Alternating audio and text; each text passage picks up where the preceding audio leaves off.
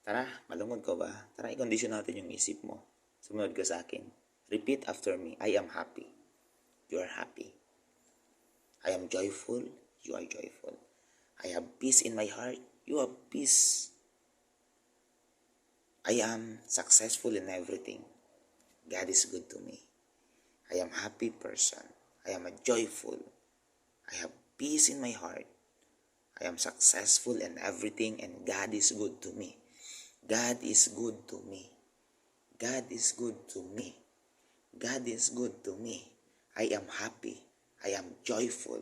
I have peace in my heart. I am successful in everything and God is good to me. God is good to me. God is good to me. God is good to me within 3 seconds. 3 seconds only ang kailangan mo para i-condition ang isip mo. I-condition 3, 2, 1, go. God is good to me. I am happy. I am joyful.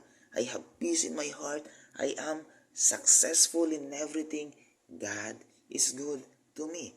3 seconds, the power of the spoken word. Tongue is the center command of the body. Iutos mo lang at gagawin lahat ng cells ng body. I hope you enjoy.